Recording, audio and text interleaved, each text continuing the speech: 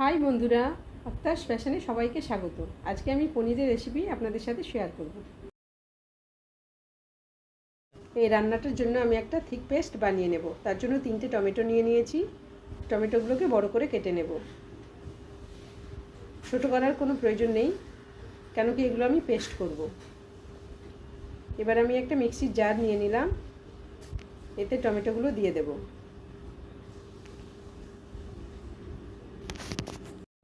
এবার আমি এতে দিয়ে দেব 2টো কাঁচা লঙ্কা, 10 কোয়া মতো রসুন আর একটুখানি আদা। এবার আমি এতে দিয়ে দেব কাজু, ওই 10টা কাজু, কিশমিশ, আমি দেখিয়ে দিচ্ছি ভালোভাবে, আর আছে 4 মগজ আর একটুখানি পোস্ত, আগে থেকে ভিজিয়ে রেখেছিলাম।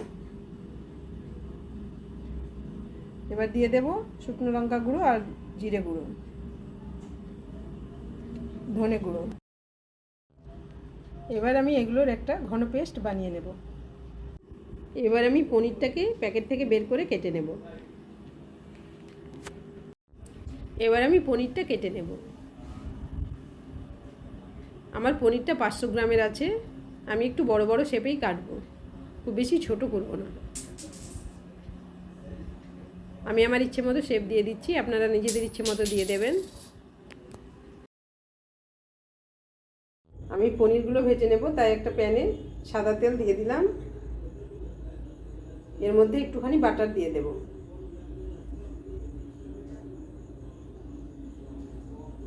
এবার আমি সবগুলো পনির এর মধ্যে দিয়ে পনিরগুলোকে হালকা ভেজে নেব।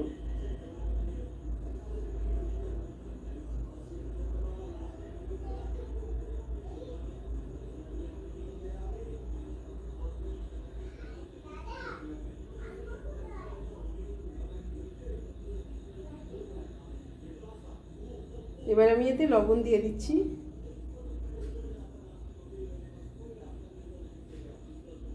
এবার দিয়ে দেব হলুদ গুঁড়ো।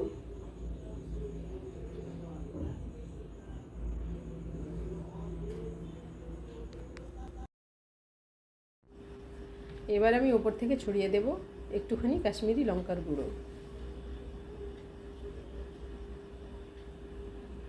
জাস্ট একটু কালারের জন্য।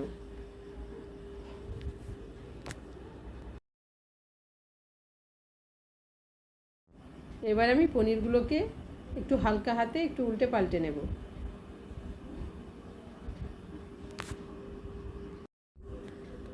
পনিরগুলো আমি খুব বেশি ফ্রাই করব না, জাস্ট একটুখানি সতে করে নেব।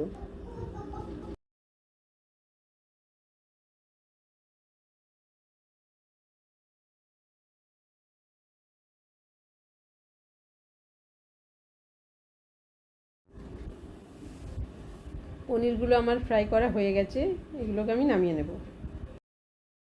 এবার আমি পনিরটা রান্না করে নেব। তার জন্য একটা প্যানে সাদা তেল দিয়ে দিলাম। এবার আমি এর মধ্যে দিয়ে দেব একটুখানি বাটার।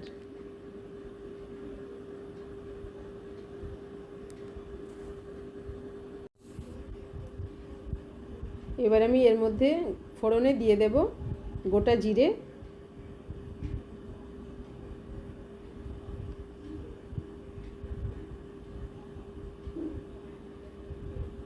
আর দিয়ে দেব তেজপাতা, দারচিনি আর 2টো এলাচ। এবার আমি এই ফোড়নগুলোকে একটুখানি ফ্রাই করে নেব।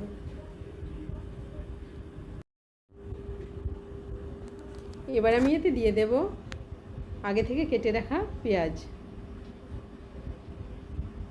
একটা পেঁয়াজ আছে, এটা আমি ছোট ছোট করে কেটে নিয়েছি। এই পেঁয়াজটাকে আমি হালকা ফ্রাই করে নেব।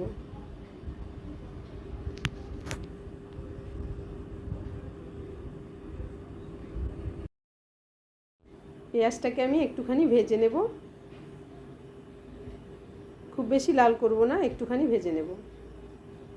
পেঁয়াজের কালারটা যখন চেঞ্জ হয়ে যাবে, দেখুন পেঁয়াজের কালারটা যখন একটু চেঞ্জ হয়ে যাবে, তখন দিয়ে দেব আগে থেকে রেডি করে রাখা মশলা।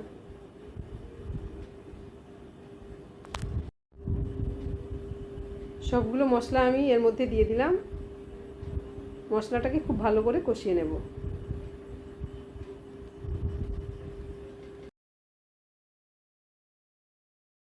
মশলাটাকে খুব ভালো করে কষিয়ে নেব, যেন মশলার কাঁচা গন্ধটা চলে যায়।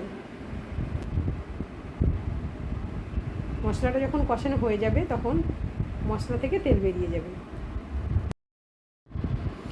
মশলা থেকে একটু করে তেল বেরোতে শুরু করেছে। এই সময় আমি হলুদ দিয়ে দিলাম, প্রয়োজন মতো হলুদ দিয়ে দিলাম, আর দিয়ে দেব স্বাদ মতো লবণ।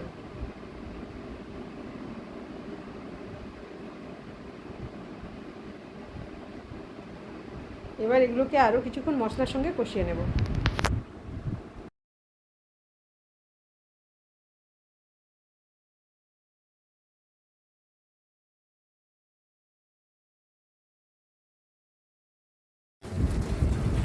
মশলা কষানোর সময় নিচে লেগে যেতে পারে, যেহেতু কাজু আছে, সেক্ষেত্রে একটু গরম জল দিয়ে মশলাটা কষাতে হবে।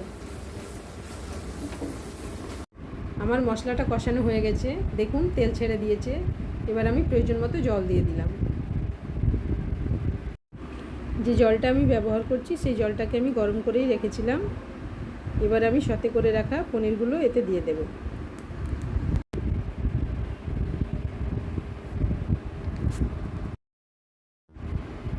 আমার রান্নাটা প্রায় কমপ্লিট। আমি একটু লবণ অ্যাড করলাম, লবণটা কম ছিল বলে।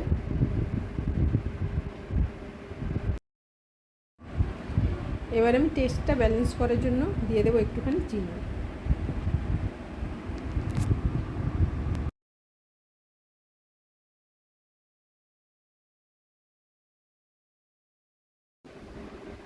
এবার আমি ওপর থেকে দিয়ে দেব ফ্রেশ ধনেপাতা কুচি।